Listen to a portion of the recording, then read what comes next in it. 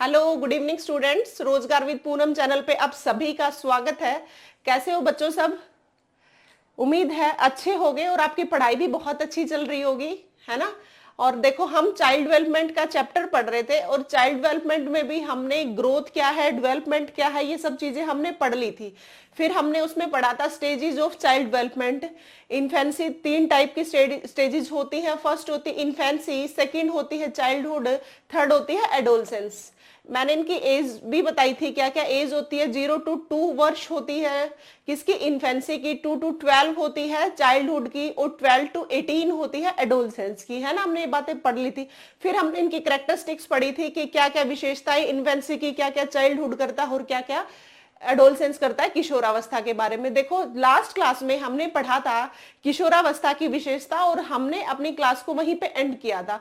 देखो, उस किशोरावस्था से रिलेटेड कुछ बातें हमारी रह गई थी, अब हम पढ़ेंगे वही बातें आगे। देखो, किशोरावस्था ना एक बड़ा टॉपिक है।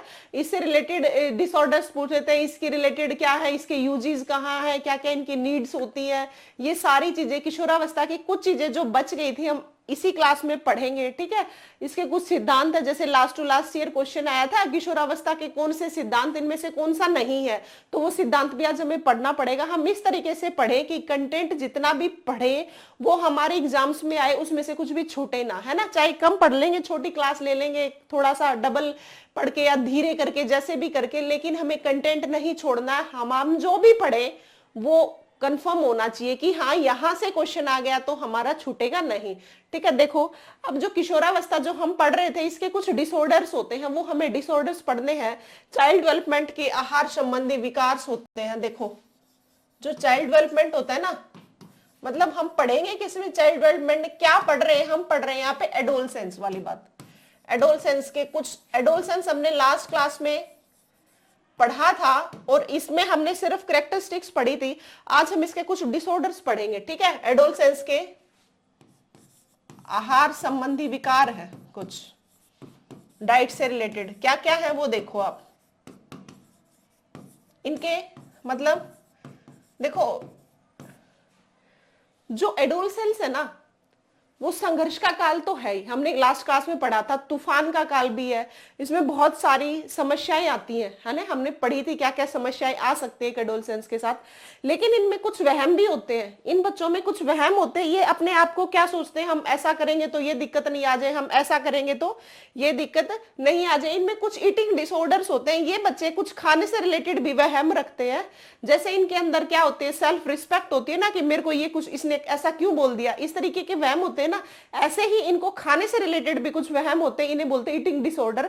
ये लास्ट टू लास्ट या पता नहीं 3 साल पहले, हाँ शायद, क्वेश्चन आया था कि ये ईटिंग डिसऑर्डर किसका है और कौन सी एज में होता है। तो वो डिसऑर्डर आपको पता होने चाहिए, एक बार देखना। ईटिंग डिसऑर्डर है ये, खाने से रिलेटेड डिसऑर्डर। देखो, फर्स्ट है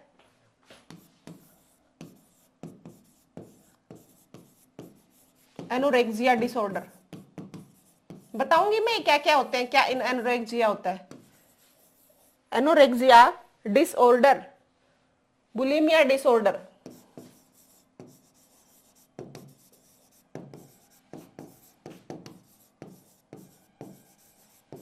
इसे हिंदी में भी एनोरेक्सिया ही बोलेंगे।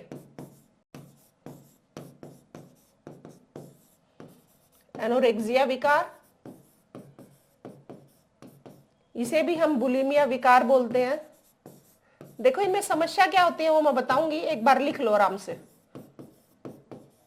बुलिमिया विकार। थर्ड है बीजिंग डिसऑर्डर। क्या है, बीजिंग डिसऑर्डर।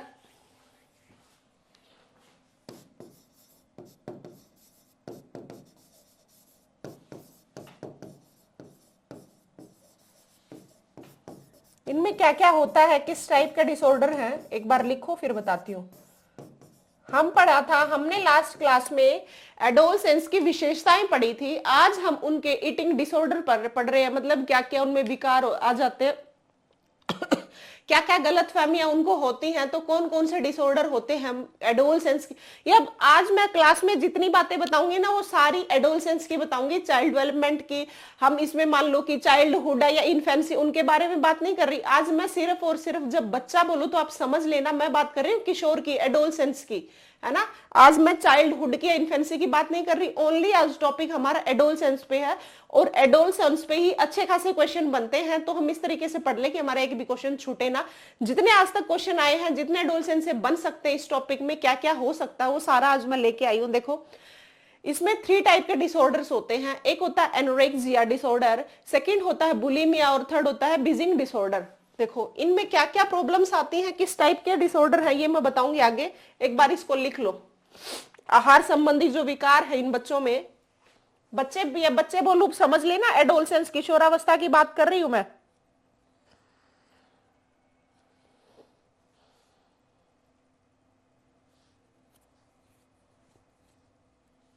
देखो फर्स्ट है, लिख लिया होगा बच्चों, फर्स्ट है एनोरेक्सिया डिसऑर्डर।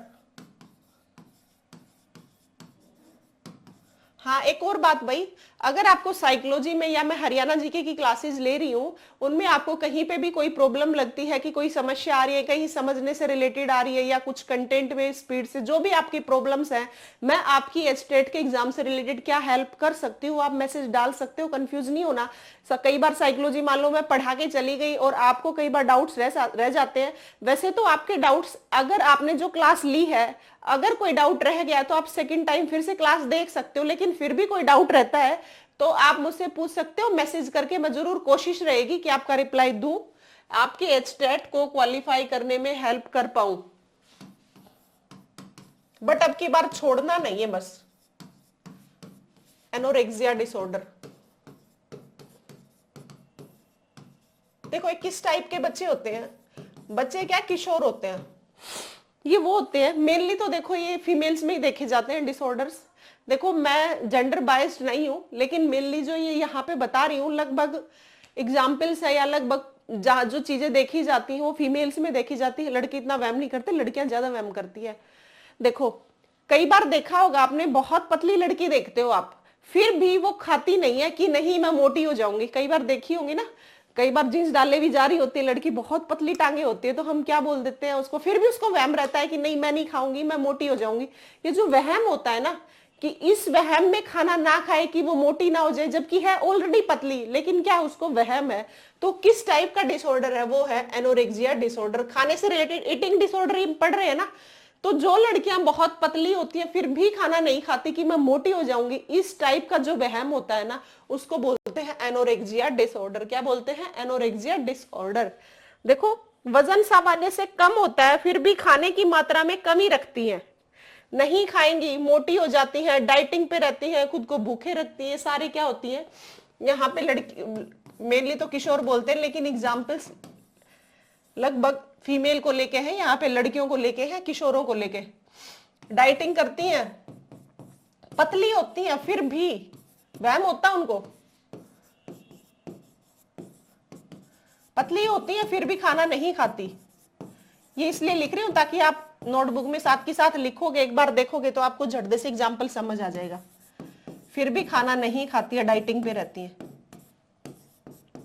तो इस टाइप के जो वहम है ना,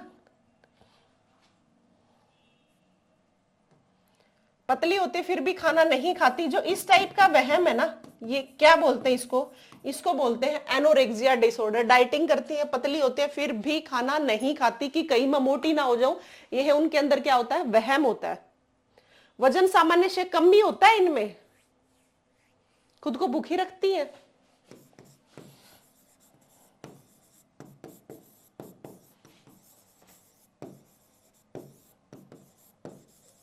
तो ये इस टाइप का जो वहम होता है किशोरों में, वो किस टाइप का ईटिंग डिसऑर्डर हो गया? वो हो गया एनोरेक्सिया डिसऑर्डर।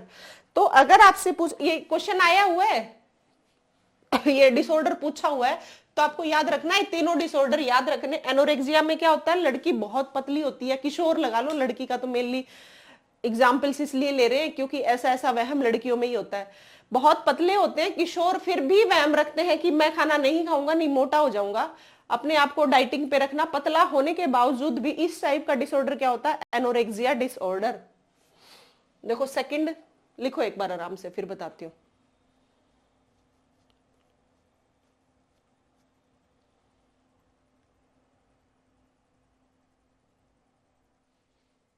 एनोरेक्सिया डिसऑर्डर भी बोल देते हैं, एनोरेक्सिया नर्वोसा भी बोल देते हैं इसको, नर्वोसा। यहां पे भी नर्वोसा लिख लेना भाई, ये सारे नर्वोसा ही हैं। ये भी, ये भी, ये भी बीजिंग नर्वोसा, एनोरेक्सिया नर्वोसा।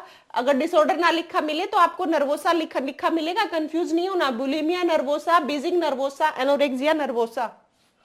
अब देखो ये बुलिमिया नर्वोसा क्या है? सेकंड है बुलिमिया नर्वोसा।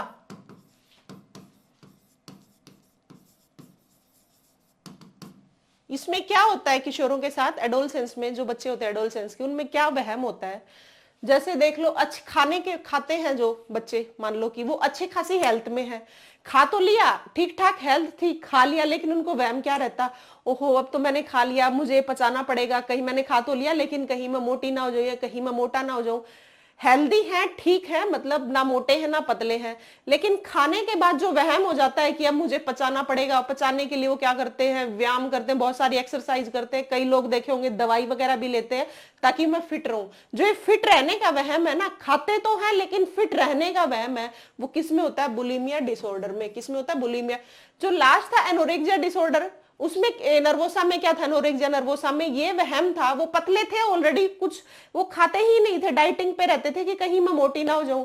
और इसमें वहम क्या होता है कि किशोर को, इसमें वहम ये होता है, ठीक ठाक होते हैं हेल्थ में लेकिन खा भी लेते हैं, छोड़ते भी नहीं है, लेकिन बाद में उनको वहम होता है कि मैंने ज्यादा खा लिया, अब इसको मैं डाइजेस्ट कैसे करूं, कैसे पचाऊं। तो वो क्या करते हैं? एक्सरसाइज करते हैं, दवाइयां लेते हैं। जो इस टाइप का वहम, खाने के बाद जो वहम है, वो होता है बुलिमिया नर्वोसा में। किसमें होता है? बुलिमिया नर्वोसा में। खाते तो हैं, उसमें तो खाते ही नहीं है, डाइटिंग पे रहते हैं, खाते तो हैं, फिर पचाने के लिए क्या करते हैं? एक्सरसाइज करते हैं, दवाइयां लेते हैं।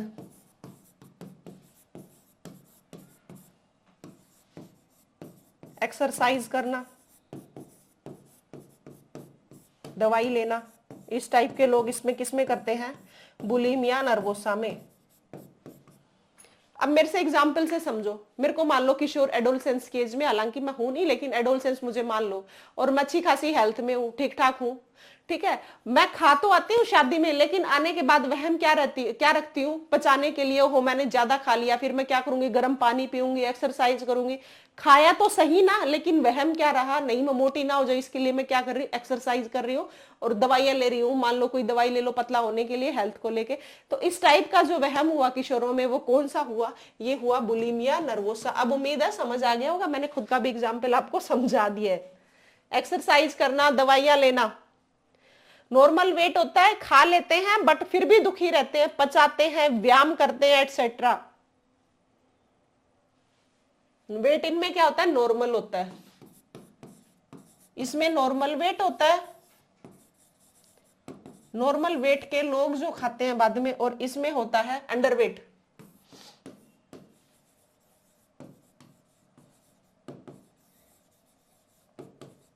अब देखो थर्ड है, बुलिमिया हो गया, अब है बीजिंग नर्वोसा। इसमें क्या होता है? इसमें किशोर कैसा होता है? इसमें किशोर अंडरवेट, ओवरवेट होता है, इसमें अंडरवेट नहीं, अंडरवेट था किसमें? एनोरेक्सिया में, और नॉर्मल वेट था बुलिमिया में, और बीजिंग नर्वोसा में क्या है? ओवरवेट है। इसमें कैसे लोग होते हैं? इसमें बहुत मोटे लोग होते हैं ना, जो खाए जाते हैं, ठूसते रहते हैं बार बार, कुछ भी मिला फिर खा लिया, कुछ भी मिला फिर खा लिया।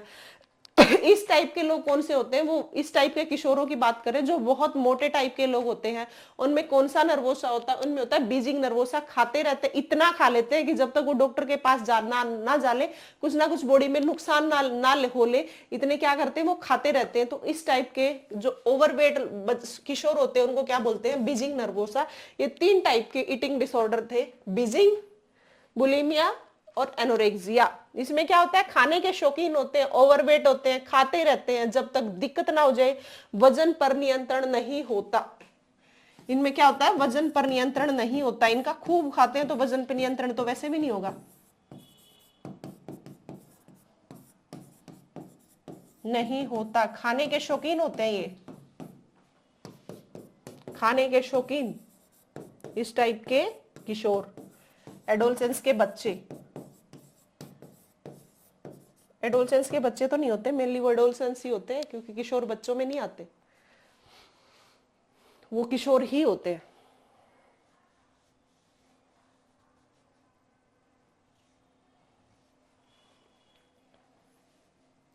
देखो, उम्मीद है ये तीनों डिसऑर्डर समझ आ गए। बार बार बता रही हूँ, एनोरेक्सिया होता है, एक बुलिमिया होता है, एक क्या होता है, बीजिंग डिसऑर्डर।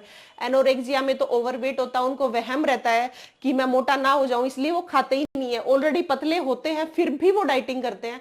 फिर आता है बुलिमिया। बुलिमिया में नॉर्मल वेट के बच्चे होते हैं, किशोर होते हैं बच्चे, जब मैं आज बच्चों की बात कर रही हूँ तो बच्चों किशोरी समझना, ठीक है। तो वो किशोर होते हैं, उनको क्या वहम, खा तो लेते हैं लेकिन उनको वहम होता है कि कहीं मैं मोटा ना हो जाऊं, या कहीं मैं मोटी ना हो जाऊं, तो वो क्या करते हैं, डाइटिंग वगैरह, एक्सरसाइज, डाइटिंग तो नहीं करते, खाते हैं, एक्सरसाइज करते हैं उसको पचाने के लिए, या फिर दवाइयां वगैरह। फिर होते हैं बीजिंग नर्वोसा। बीजिंग नर्वोसा में क्या होता है, खाने के शौकीन होते हैं, बहुत खाते, ओवरवेट होते हैं, इतना खाते ही रहते हैं जब तक वो डॉक्टर के पास ना पहुंच जाए। तो ये आपको तीनों डिसिंग ऑर्डर, क्या ईटिंग डिसऑर्डर याद रखने हैं, ठीक है। एक देखो, अगला अगला हम पढ़ेंगे, इसमें किशोरों के कुछ सिद्धांत आते हैं, 5 सिद्धांत है, इस टाइप से लास्ट ईयर क्वेश्चन आया था पीजीटी लेवल पे, ये सिद्धांत किशोर का है या नहीं, तो आपको पांचों सिद्धांत याद रखने, कौन सा है कौन सा नहीं, इस टाइप से क्वेश्चन आया था। तो किशोर को लेके 5 सिद्धांत है, वो आपको याद रखने हैं, पांचों के पांचों आपसे पूछ लेंगे कौन सा है कौन सा नहीं है। तो किशोर से रिलेटेड बहुत सारे साइकोलॉजिस्ट हैं, उन्होंने जो सिद्धांत दिए वो 5 सिद्धांत हैं किशोर से रिलेटेड, वो पांचों आपको याद करने हैं, आपको पांचों के पांचों ध्यान होने चाहिए। देखो, उनसे रिलेटेड थ्योरी है, वो आगे टॉपिक आएगा तब पढ़ेंगे, लेकिन 5 सिद्धांत कौन से हैं, 5 थ्योरीज कौन सी हैं, वो अभी देख लो एक बार। 5 सिद्धांत है, किससे रिलेटेड है, किशोर से, मतलब बहुत सारे साइकोलॉजिस्ट ने क्या दिया है, इनसे रिलेटेड सिद्धांत दिए हैं किशोरावस्था की। 5 सिद्धांत वो देखो कौन कौन से हैं।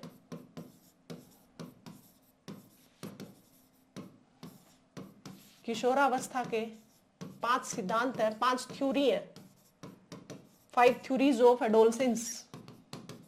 किस किस ने दिए वो देखो अब, 5 थ्योरीज ऑफ एडोलसेंस। फर्स्ट है जीएस होल की, स्टेनले होल की, इसी का नाम स्टेनले होल है, एस होल मतलब स्टेनले होल। इनका मानना था, देखो इन्होंने एक डेफिनेशन भी दी थी पहले, जो किशोरों की एज होती है वो संघर्ष का काल होता है, तूफान का काल होता है। किसका काल होता है, किशोरों का जो एज होती है ये तूफान का काल होता है किशोर के लिए, और संघर्ष का काल होता है। तूफानी तो होता है, ये बच्चे ना मानते हैं, किशोर क्या होता है, तूफानी होते हैं, ना बच्चे मानते हैं, अपने आप को ही सर्वश्रेष्ठ समझते हैं, किसी की बातों को नहीं समझते, एडजस्टमेंट नहीं करते, यही होता है ना किशोरों में। तो यही है किशोर क्या होता है, किशोर का तूफान का काल होता है, संघर्ष का काल होता है। ये बात किसने कही है, ये बात कही स्टेनले हॉल ने। तूफान का हाल नहीं, काल,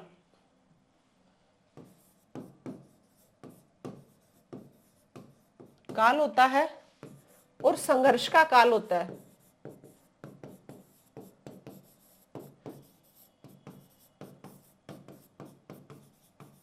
ये आपको याद रखना है, जीएस होल ने किशोर के बारे में, स्टेनले होल ने सबसे ज्यादा किशोर के बारे में बताया, किशोर कैसे होते हैं, संघर्षी होते हैं, तूफानी होते हैं, सब बातें।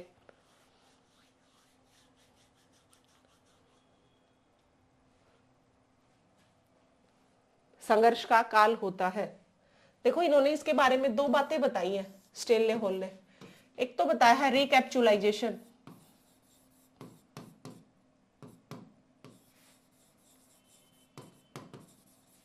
एक बताया है इनहेरिटेंस ऑफ अक्वायर्ड, पुनरावर्तन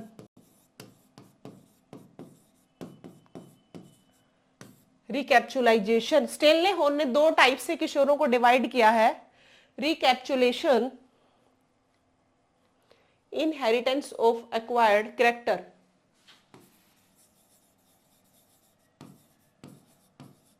देखो अब बताऊंगी आपको मैं, पुनरावर्तन, रिकैप्चुलेशन क्या होता है, इनहेरिटेंस क्या होता है।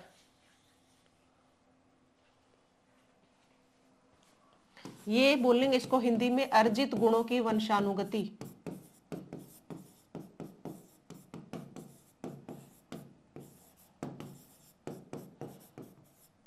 देखो क्या होता है बच्चों इनके साथ, रिकैप्चुलेशन क्या होता है, पुनरावर्तन। देखो बहुत सारे किशोर आपने देखे होंगे, जैसे पेरेंट्स कर रहे हैं, मतलब एक बच्चे के जो पिता कर रहे हैं वो बच्चा वैसा ही करने की कोशिश करता है ना। जैसे पिता ने किया मैं वैसा ही करूं, मतलब पहले वाली पीढ़ी ने जो चीजें की हैं वैसी वैसी नोटिस करता चलता और वैसे ही करता है वो। कई बार बच्चे आपस में ग्रुप में बैठे होते हैं तब बोलते नहीं है, नहीं मेरे फादर तो ऐसे करते हैं, मेरे फादर तो ऐसे करते, कोई काम कर रहे हो वो गलत भी कर दिया और कोई थर्ड बंदा आके समझा रहा है तो भी ये कहते हैं नहीं हमारे घर में तो ऐसा होता है। तो वो जो चीजें पीछे देख के वैसा ही करते हैं, वो किशोर करते हैं, तो उसको हम क्या बोलते हैं, रिकैप्चुलेशन बोलते हैं। जैसे फादर बाइक चलाते हैं वैसे ही बाइक चलाने की कोशिश करते हैं, वो चाहे उसके फादर गलत ही कर रहे हो। आपने कई बार देखा भी होगा, इनहेरिटेंस मतलब जो उनके फादर दादा परदादा जो उन लोगों ने किया है वैसा ही बच्चा जो सीखता है ना, वो क्या बताया है, इनहेरिटेंस ऑफ एक्वायर्ड कैरेक्टर, अर्जित गुणों की वंशानुगति। मतलब उनके जो दादा परदादा जितनी पीढ़ी जैसा कर रही है वो जो गुण है वो एक्वायर करते हैं और वैसे ही जो बच्चे करते हैं उनको बोलते हैं अर्जित गुणों की वंशानुगति। तो स्टेनले होल ने बताया किशोरों के बारे में दो बातें, पुनरावर्तन रिकैप्चुलेशन और इनहेरिटेंस ऑफ एक्वायर्ड कैरेक्टर। मतलब ये बच्चों में, किशोरों में ये खासियत होती है, उनकी विशेषताएं होती है कि जैसे पेरेंट्स दादा परदादा करते हैं वैसे ही वो बच्चे करते हैं। ये किसने बताया, ये बताया है स्टेनले होल ने। किसने बताया, स्टेनले होल ने। लिख लो बच्चों ये बातें। सेकंड सिद्धांत है साइकोसेक्सुअल, लिखते रहना ये साथ के साथ, ये सेकंड मैं लिख रही हूं, साइकोसेक्सुअल डेवलपमेंट। ये जो साइकोसेक्सुअल डेवलपमेंट है, मनोविश्लेषणात्मक सिद्धांत, मनोसेक्सुअल मनोलैंगिक आएगा शायद, मनोविश्लेषणात्मक साइकोसेक्सुअल डेवलपमेंट।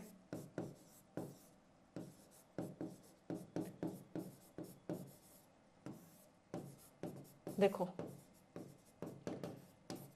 सेकंड थ्योरी है ये, फर्स्ट थी जीएस होल की, सेकंड थ्योरी है सिगमंड फ्रॉइड की जो कि दी थी साइकोसेक्सुअल डेवलपमेंट।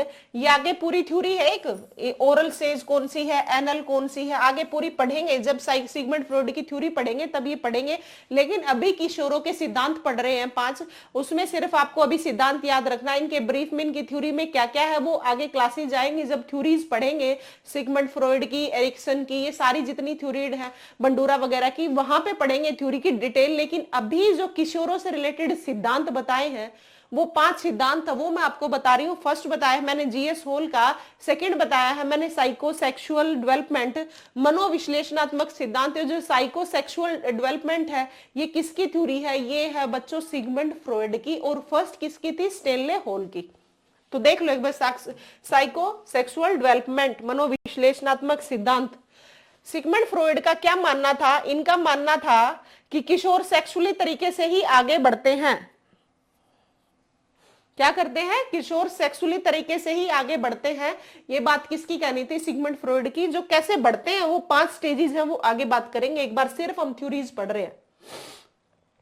हो गई 2। थर्ड थ्योरी है थ्योरीज ऑफ बंडूरा। हमने लर्निंग के टॉपिक में पढ़ा भी था बंडूरा की थ्योरी, वो अलग थी, ये अलग है, लेकिन बात वही की है, थ्योरीज ऑफ बंडूरा।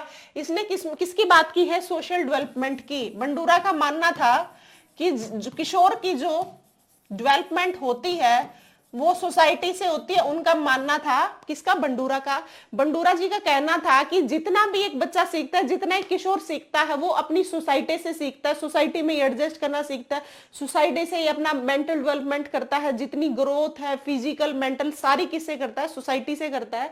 ये किसका मानना था, बंडूरा का था। तो इसे किस लिए क्या कहते हैं, थ्योरीज ऑफ बंडूरा। ये हुई हमारी थर्ड थ्योरी। 5 सिद्धांत किशोरों के आपको याद रखने हैं।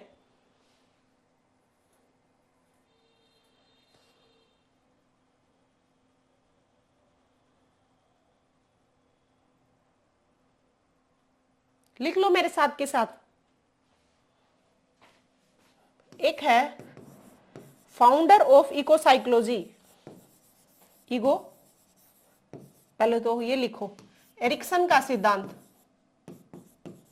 फिर लिखेंगे इसमें एरिक्सन का सिद्धांत, फाउंडर ऑफ इकोसाइकोलॉजी, अहम केंद्रित होते, ईगो होती है किशोर में। क्या किसका मानना था? एरिक्सन का मानना था ये सब। एरिक्सन का सिद्धांत। चौथा है अहम मनोविज्ञान, इनका क्या मानना था? ये लिखते रहना भाई, पांचों के पांचों सिद्धांत। देखो इनका मानना था, एरिक्सन कह रहे हैं कि जो किशोर होते हैं ना वो अहम होते हैं, मतलब उनमें ईगो होती है कि मैं ही सब कुछ हूं। वो दूसरों की बातों को सुनना, एडजस्ट करना पसंद ही नहीं करते। उनमें एक ईगो होती है कि मैं पता ही नहीं क्या हूं, मैं हैप्पी हूं, मुझे सब देख रहे हैं, मैं सर्वश्रेष्ठ हूं। हाँ, जो वहम होता है ना, ये ईगो होती है ना। ये किसने कही है? एरिक्सन ने कही है कि बच्चों में क्या होती है? ईगो होती है। थ्योरी में भी पढ़ेंगे आगे किस टाइप से, किस एज में कौन सी ईगो होती है, वो आगे पढ़ेंगे। तो थर्ड है एरिक्सन का सिद्धांत, किससे रिलेटेड दिया है? किशोरों से रिलेटेड दिया। फाउंडर ऑफ इकोसाइकोलॉजी, अहम मनोविज्ञान का सिद्धांत।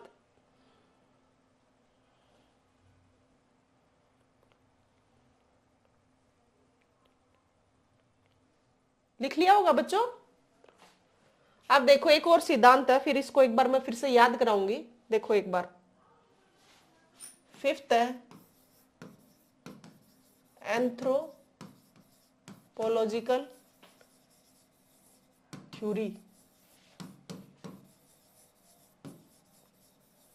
ये है मानव शास्त्रीय सिद्धांत।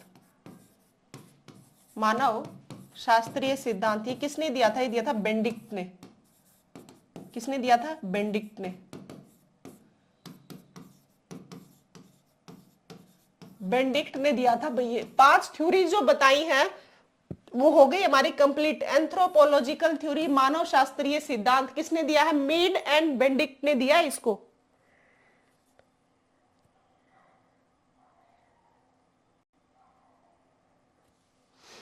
एंथ्रोपोलॉजिकल थ्योरी, मानव शास्त्रीय सिद्धांत किसके द्वारा दिया गया? बेंडिक्ट। यहां लिख लो, ऊपर ना दिख रहा हो तो, मीड एवं बेंडिक्ट ने दिया है।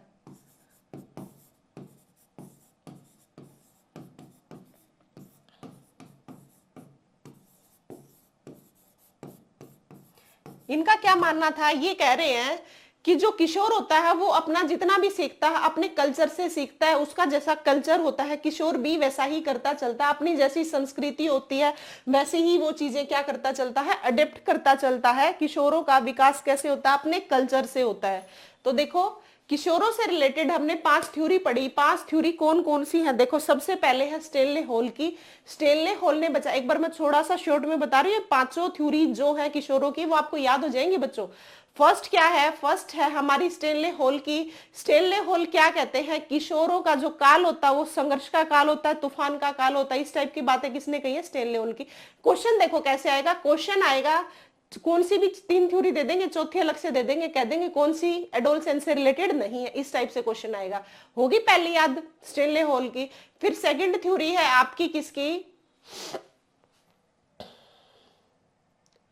थ्योरीज ऑफ साइकोसेक्सुअल डेवलपमेंट, किसकी है? सिगमंड फ्रॉइड की। और थर्ड थ्योरी इसने क्या, इसकी जो थ्योरी है डिटेल में है वो हम लास्ट जो आगे 2-3 क्लास आ जाएंगे उनके बाद आएगी थ्योरी, उसमें पढ़ेंगे। तो उनका क्या मानना था कि बच्चे सेक्सुअल टाइप से ही आगे बढ़ते हैं। इन्होंने हर बात को सेक्सुअल रिलेटेड बताया है, ठीक है। फिर थर्ड आती है बंडूरा की सामाजिक अधिगम का सिद्धांत, जिसे बोलते हैं थ्योरीज ऑफ सोशल डेवलपमेंट। इनका मानना था कि बच्चों का जो विकास होता है, किशोर का जो विकास होता है, सारा सोसाइटी से होता है। तो इसीलिए इसकी थ्योरी है, थ्योरीज ऑफ बंडूरा। ये बंडूरा ने दी थी सोशल डेवलपमेंट की, इसीलिए इसको बोला जाता है बंडूरा का सिद्धांत। फिर है एरिक्सन का सिद्धांत। इनका मानना था कि बच्चों में क्या होता है, अहम होता है कि मैं ही सब कुछ हूं, इस टाइप से क्या है ये एरिक्सन का सिद्धांत, ये भी डिटेल में आएगा। एंथ्रोपोलॉजिकल थ्योरी, मानव शास्त्रीय सिद्धांत, ये किसकी है, मीड एवं बेंडिक्ट की है। किसकी है, मीड एवं बेंडिक्ट की है। और ये किसमें क्या बताया है, बच्चा इसमें क्या सीखता है, अपने कल्चर से सीखता है। जैसा उसका कल्चर होता है उसी से बच्चा क्या करता है, सीखता चलता है, कल्चर से सीखता है इसमें बच्चा।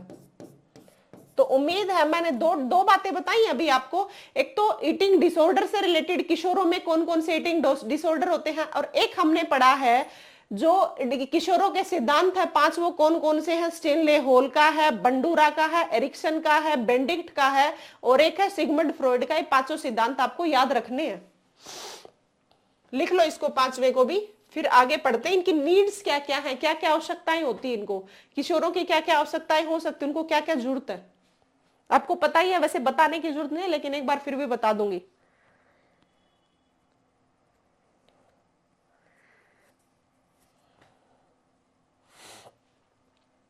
आप खुद सोचो एक बार, क्या क्या हो सकते हैं किशोरों की नीड।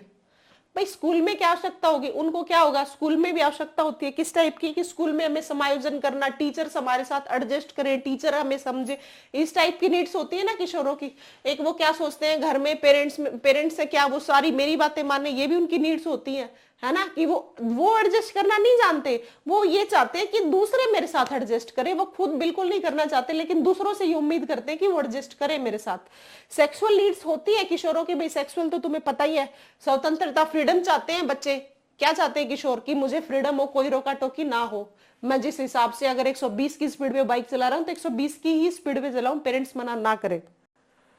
आत्महत्या की समस्या आती है ना बहुत एडोलसेंस में, कि जब पेरेंट्स बच्चों की बातें नहीं मानते हैं तो बहुत बच्चे क्या करते हैं, सुसाइड करते हैं, क्योंकि इनमें ईगो सेंट्रिज्म होती है, अहम होता है, मतलब मेरी बात क्यों नहीं मानी है, इनमें ईगो होती है। इसीलिए बहुत सारे बच्चे क्या करते हैं, आत्महत्या भी करते हैं, सुसाइड करते हैं। बहुत लोग नशे की तरफ भी जाते हैं एडोलसेंस में। अगर आपके पेपर में क्वेश्चन आ जाए ना कि एडोलसेंस में बच्चे नशे की तरफ जाते हैं कि, तो आपको टिक करना हाँ जाते हैं, कहीं ये सोचो कि नहीं जाते, नहीं। एडोलसेंस में बच्चों को पता ही नहीं होता कि क्या सही है क्या गलत है, वो बच्चे जाते हैं किसकी साइड, नशे की तरफ। तो आपको अगर ऑप्शन में आ जाता है इस टाइप का तो भी आपको टिक करना है, क्योंकि उनको सही गलत का वो डिसीजन नहीं ले पाते। वहां पे बहुत सारे लोग क्या करते हैं, जो सस्ते नशे होते हैं ना उनकी तरफ बच्चे जाते हैं। तो ये उनकी नीड्स है भाई। तो इसीलिए तो कहते हैं ना, तो किशोर का क्या करना चाहिए, एडोलसेंस में बच्चे का हमें बहुत ज्यादा ध्यान देने की जरूरत होती है, इसीलिए बोली जाती है ये चीजें।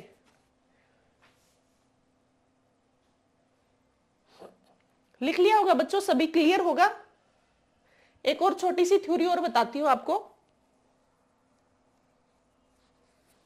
एक ये फिर हमारा एडोलसेंस से रिलेटेड टॉपिक कंप्लीट हो जाएगा। देख लो एक बार, एक तो डिसऑर्डर कराए हैं, एक 5 थ्योरीज कराई हैं, एक और छोटी सी थ्योरी करा रही हूं, डेविड एल्किंड की ईगोसेंट्रिज्म थ्योरी। इससे भी क्वेश्चन आया है, लास्ट टाइम ही आया था इससे रिलेटेड। तो ईगोसेंट्रिज्म थ्योरी,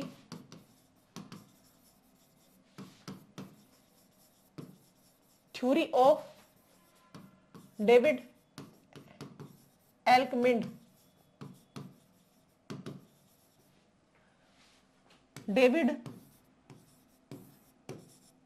एल्कमिंड का सिद्धांत, अहम केंद्रित ईगो जो होती है किशोर में उससे रिलेटेड दिया, डेविड एल्कमिंड का अहम केंद्रित सिद्धांत। ये क्या कहते हैं डेविड एल्कमिंड, ये वो 5 सिद्धांत है, उससे अलग एक छोटी सी थ्योरी, इससे रिलेटेड क्वेश्चन आया था, इसलिए मैंने ये थ्योरी करवा रही हूं मैं आपको, लास्ट टाइम में आया था इससे रिलेटेड।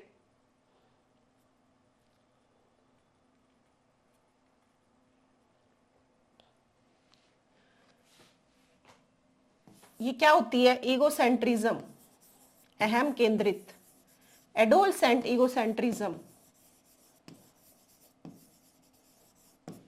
ईगोसेंट्रिज्म,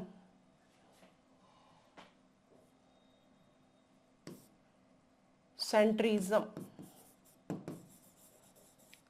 एडोलसेंट ईगोसेंट्रिज्म, ये क्या कहते हैं डेविड एल्कमिंट? ये कहते हैं कि बच्चों में ईगो होती है, बच्चों में क्या होती है? ईगो होती है, और वो अपने आप को ही सर्वश्रेष्ठ समझते हैं। इनमें अलग ही तरह का अहम होता है, इनमें क्या होती है? ईगो होती है। ये अहम पूछा गया था पिछली बार कि ये किस टाइप के अहम होते, किस टाइप का ईगो होता है? ये ईगो होता है। इनके बारे में देखो हम पढ़ेंगे। ये ईगो 3 टाइप से होता है। एडोलसेंट ईगोसेंट्रिज्म होता है, ये किसने बताया? डेविड एल्कमिंट ने बताया। और ये कौन से 3 टाइप के ईगो होते हैं, इसमें से क्वेश्चन आया था आपके। देखो, फर्स्ट होता है पर्सनल फीबल, यहीं पे लिख लो एक बार, पर्सनल फीबल। इसको बोलते हैं व्यक्तिगत मिथ।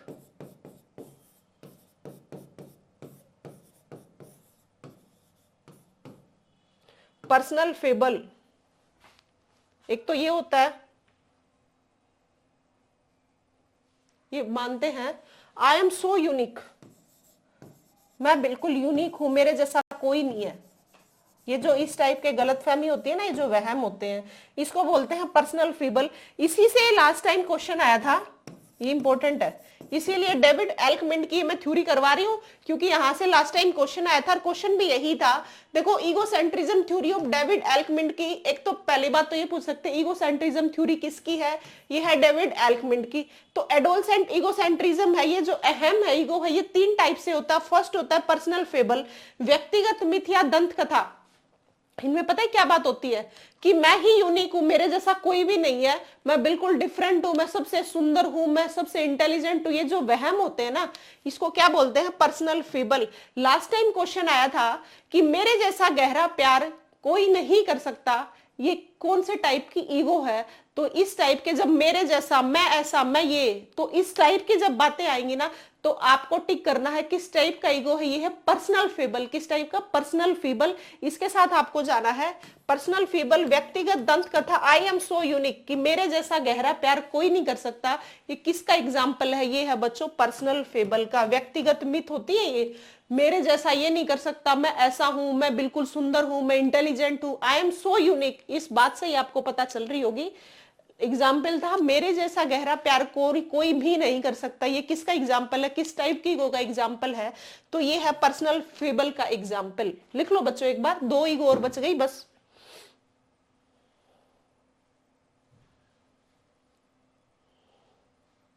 मेरे जैसा गहरा प्यार किसी ने नहीं किया, ये एग्जाम्पल भी आपको लिख लेना है।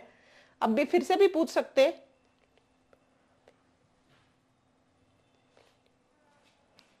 लिख लिया होगा। अब देखो नेक्स्ट ईगो कौन सी है? Invincibility fable.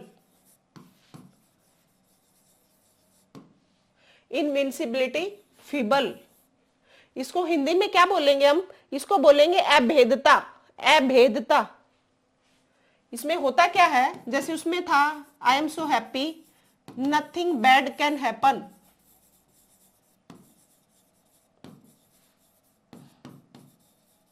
अभेदता, इसको इंग्लिश हिंदी में बोलते हैं भाई। बाकी इंग्लिश में कोशिश करना, इंग्लिश में ये वर्ड्स आप याद रखो, हिंदी में आपको याद नहीं होंगे, अजीब से नेम है। Invincibility fable.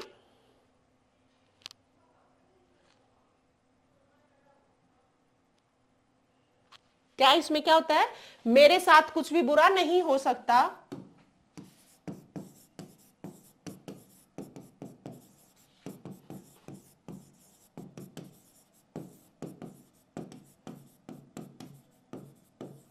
ये तीनों ईगो आपको याद रखनी है। देखो क्या होता है इसमें, जैसे कई बार हम पेरेंट्स क्या करते हैं कि अपने जो एडोलसेंस के बच्चे होते हैं इनसे बोल देते हैं जा बाइक ले जा और ये चीज ले आना, है ना। और फिर हमें कोई पड़ोसी आके बताता है कि आपकी बेटे ने बहुत स्पीड से बाइक पे जा रहा है, 120 की स्पीड पे बाइक पे जा रहा है। जब वो आके हमें बच्चे के बारे में बताते हैं, तो हम पेरेंट्स क्या करते हैं, उस बच्चे का आते ही क्लास लेते हैं कि भाई तूने 120 की स्पीड पे बाइक क्यों चलाई, इतनी भगा क्यों रहा था। तो वो क्या, उसको क्या गलत फहमी होती है, क्या वहम होता है कि मुझे कुछ भी नहीं हो सकता मम्मा, ऐसा हो ही नहीं सकता, मैं मेरे साथ तो कुछ ये भी नहीं हो सकता, ये भी नहीं कर सकता। मतलब उसे क्या लगता है कि सब कुछ तेरे साथ अच्छा होगा। ये गलत फहमी किस टाइप की ईगो में आती है? इनविंसिबिलिटी फेबल में। नथिंग बैड कैन हैपन, मेरे साथ कुछ भी बुरा नहीं हो सकता, मैं अगर स्पीड से बाइक चला रहा हूं तो मेरा एक्सीडेंट तो हो ही नहीं सकता। ये गलत फहमी किसको होती है? कि इन्हीं बच्चों को होती है। ठीक है, कहाँ गई वो क्लास, कहाँ गया, इनविंसिबिलिटी फेबल, पर्सनल फेबल हो गया, और सेकंड था भाई, शायद इरेज हो गया भाई, लिख लो इनविंसिबिलिटी फेबल, लिख भी लिया होगा, एक बार फिर से देख लो, सिबिलिटी fable, fable, nothing bad can happen, मेरे साथ कुछ भी बुरा नहीं हो सकता, मैं कुछ भी करूं मेरे साथ कुछ गलत नहीं हो सकता, ये गलत फहमी कहां होती है, इनविंसिबिलिटी फेबल में होती है। ठीक है, दो टाइप के फेबल आपको याद हो गए होंगे, किसके पढ़ रहे हैं हम, डेविड एल्कमिंड के, इमेजिनरी ऑडियंस, थर्ड है ये इमेजिनरी ऑडियंस। इसमें क्या होता है, इसमें किशोर को ये वहम होता है कि हर कोई मुझे ही देख रहा है, मतलब मैं ही सब कुछ हूं, मैं इतना सुंदर हूं, मैं इतनी, ये गलत फहमी होता है ना, एवरीवन इज वॉचिंग। इसमें क्या होता है, एवरीवन इज वॉचिंग, हर कोई क्या कर रहा है, मुझे ही देख रहा है, इस टाइप की गलत फहमी कहां होती है, इमेजिनरी ऑडियंस में। देखो हम कई बार देखा होगा आपने लड़कियों को, जब बहुत ज्यादा क्या होती है, सर्दी हो या गर्मी लगा लो, किसी भी मौसम में लगा लो, शादियों में तैयार होके चली जाती है और बहुत ज्यादा अच्छे से तैयार हो लेती है, तो जितने शादी में लोग अटेंड कर रहे हैं शादी को, उनको गलतफहमी, कोई गलती से भी उनको वैसे भी देख लेगा तो उनको गलतफहमी होती है। लगभग एडोलसेंस में क्या होती है कि हाँ ये वैसे होता तो जनरली हर किसी में ही है, लेकिन हम बात कर रहे हैं किशोरों की, मेनली किशोरों में देखा जाता है, उनको गलतफहमी होती है कि हाँ सब, हर कोई मुझे ही देख रहा है, मैं ही सुंदर लग रही हूँ। ये जो गलतफहमी होती है ना, एवरीवन इज वॉचिंग मी, तो ये एवरीवन इज वॉचिंग मी की गलतफहमी होती है, ये होती है इमेजिनरी ऑडियंस में, ये होती है थर्ड टाइप की। तो एवरीवन इज वॉचिंग किस टाइप की गलतफहमी में हो जाती है, लगभग किशोरों में, इमेजिनरी ऑडियंस में। तो ये थी बच्चों आपकी डेविड एल्कमिंड की 3 टाइप की ईगो, कौन कौन सी बताई है। फर्स्ट है पर्सनल फेबल, सेकंड है इनविंसिबिलिटी फेबल, और थर्ड है imaginary audience, everyone is watching me, हर कोई क्या कर रहा है, मुझे ही देख रहा है। ये गलतफहमी कहाँ होती है, इमेजिनरी ऑडियंस में। हम ये बात किसकी कर रहे हैं बच्चों, हम बात कर रहे हैं एडोलसेंस एज के किशोरों की बात कर रहे हैं, लगभग जो उनको गलतफहमियां होती है। इनसे क्वेश्चन आता है, लास्ट टाइम पर्सनल फेबल से आया था, अब की बार हो सकता है किससे आ जाए, इनविंसिबिलिटी फेबल से आ जाए, कि मेरे साथ तो कुछ गलत हो ही नहीं सकता। इस टाइप की गलतफहमी कहाँ होती है, इनविंसिबिलिटी फेबल में होती है। और इमेजिनरी ऑडियंस, हर कोई मुझे देख रहा है कि मैं पता ही नहीं कितना सुंदर हूं, ये गलतफहमी कहाँ होती है, इमेजिनरी ऑडियंस में। होती किन में होती है, एडोलसेंस में। तो उम्मीद है बच्चों क्लासेस पसंद आ रही होंगी, ये क्लास पसंद आई होगी। अगर क्लास पसंद आ रही है तो चैनल को लाइक शेयर सब्सक्राइब जरूर कर देना, और ऐसे ही हम क्लासेस लेते रहेंगे। और जो बच्चों के डाउट्स आ रहे हैं कि मैम, कुछ बच्चों को डर भी लग रहा है कि मैम एचटेट तक हमारा सिलेबस हो जाएगा, तो डरने की कोई जरूरत नहीं। आपके एचटेट के एग्जाम से पहले 2-3 दिन पहले तक आपका सिलेबस पूरा हो जाएगा, कहीं कुछ भी नहीं छूटेगा। कंप्लीट सिलेबस मैं आपको करके दे दूंगी, टेंशन मत लो, बस आराम से पढ़ते रहो। ठीक है, चैनल को हाँ लाइक शेयर सब्सक्राइब जरूर करोगे, बार बार बच्चों ये बात मेरे से नहीं बोली जाती, बिना ही कहे कर दिया करो। ठीक है, थैंक यू बच्चों।